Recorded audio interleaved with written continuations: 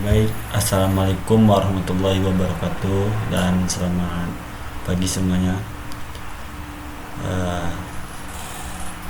Perkenalkan, nama saya Wande Perdana dengan NIM 2306 11 13 75. Dan terhormat Bapak Ibu yang telah hadir pada pagi hari ini. Sebelumnya selamat datang di seminar usul penelitian. Baik, langsung saja. Judul skripsi saya yang berjudul karakteristik nutrisi dan sensori mie dari kombinasi tepung ubi jalar putih dan ikan toman. Nah, berdirinya saya di sini, saya ingin mempresentasikan hasil PowerPoint saya. Nah, yang pertama itu ada mie basah. Mie adalah makanan olahan yang dibuat dari tepung terigu, air dan kadang telur. Nah, kemudian dibentuk menjadi helai-helai panjang dan dimasak dengan cara direbus atau digoreng. Manfaat mie antara lain sebagai sumber energi karena mengandung karbohidrat serta dapat menjadi kandungan bergizi jika dikonsumsikan dengan bahan protein dan sayuran.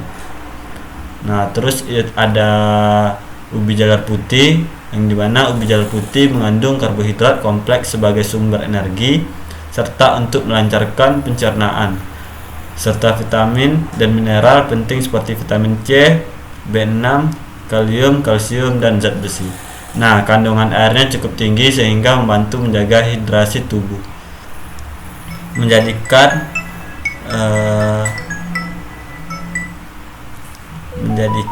hidrasi tubuh, menjadikan makanan bergizi dan baik untuk kesehatan. Nah, selanjutnya itu ada daging ikan toman. Nah, daging ikan toman mengandung protein tinggi, asam amino esensial, serta mineral seperti kalsium, fosfor, dan zat besi yang bermanfaat untuk pertumbuhan dan perbaikan jaringan tubuh. Nah, jika ditambahkan pada mie, kandungan gizi mie meningkat karena memperoleh tambahan protein dan nutrisi penting dari ikan toman tersebut. Nah, selanjutnya itu ada tujuan penelitian. Nah, tujuan penelitian ini adalah untuk mengetahui pengaruh kombinasi tepung ubi jalar putih dan daging ikan toman terhadap karakteristik nutrisi mie. Nah, hipotesis penelitiannya ini, kombinasi tepung ubi jalar putih dan ikan toman berpengaruh terhadap karakteristik nutrisi dan sensori mie yang dihasilkan. Nah, selanjutnya itu ada metodologi, ada tempat dan waktu. Nah, penelitian ini akan dilaksanakan di Laboratorium Pengolahan Hasil Pertanian dan Laboratorium Analisis Hasil Pertanian, Fakultas Pertanian Universitas Riau. Waktu penelitian akan dilaksanakan pada Desember 2026 hingga 2027. Nah, selanjutnya itu ada metodologi. Ada bahannya itu, bahan utama yang digunakan dalam penelitian ini adalah tepung ubi jalar putih yang diperoleh dari Desa Rimbo Panjang, Kabupaten Kampar, dan daging ikan toman segar yang diperoleh dari pasar sekitar Panam, nah, di Pekanbaru. Bahan tambahan yang digunakan yaitu telur ayam, garam dapur, dan carboxymethyl selulose atau CMC, dan air.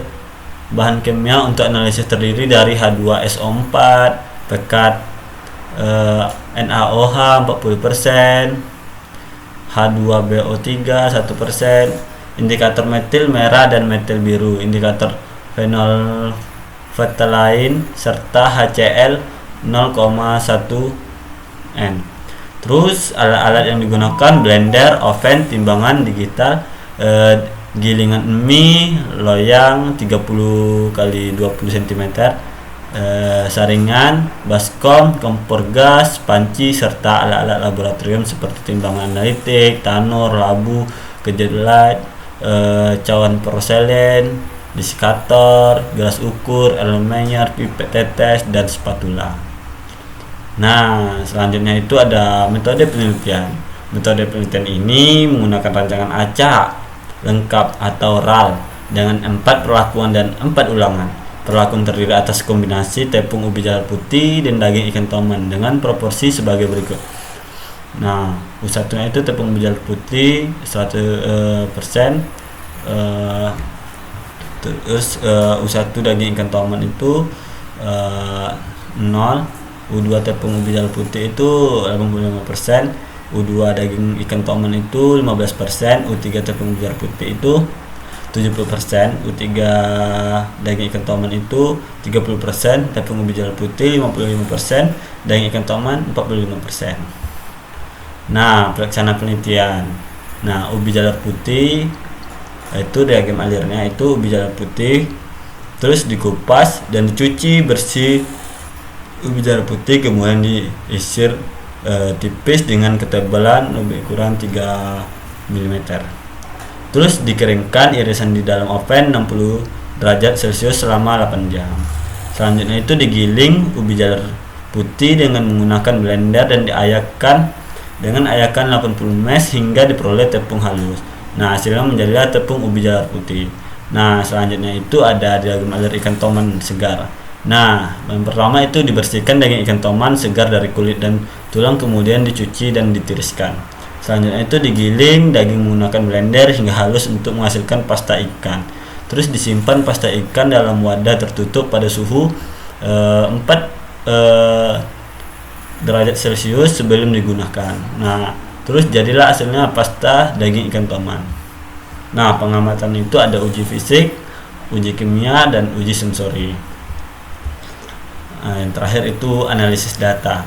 Nah, data hasil pengamatan dianalisis menggunakan analisis sidik ragam atau ANOVA dengan perangkat lunak, IBM, SPSS, statistik versi 23. Jika terdapat pengaruh nyata antara perlakuan, dilakukan uji lanjut menggunakan Duncan Moods atau DMRT pada taraf kepercayaan 5% untuk menentukan perlakuan terbaik. Nah, sebelumnya baiklah itulah yang dapat saya sampaikan. Lebih dan kurang saya mohon maaf. Nah, sebelum saya tutup presentasi saya pada pagi hari ini, saya ada sebuah pantun. Nah, mentari pagi bersinar cerah, menyapa dunia penuh harmoni. Terima kasih atas segala arah, bimbingan kakak sangat berarti. Sekian, terima kasih. Wassalamualaikum warahmatullahi wabarakatuh. Nah, sebelumnya saya mohon maaf pada Kak Yuni dan kakak. Maaf atas keterlambatan video saya. Terus maaf atas praktikum yang mungkin saya kurang memperhatikan, kurang menghormati kakak. Saya mohon minta maaf dengan kesadaran penuh hati. Saya mohon maaf mungkin apabila nilai saya kurang, itu memang kesalahan dari saya pribadi. Saya mohon maaf kepada kakak yang mungkin lelah, capek mengajarkan kami semua termasuk saya.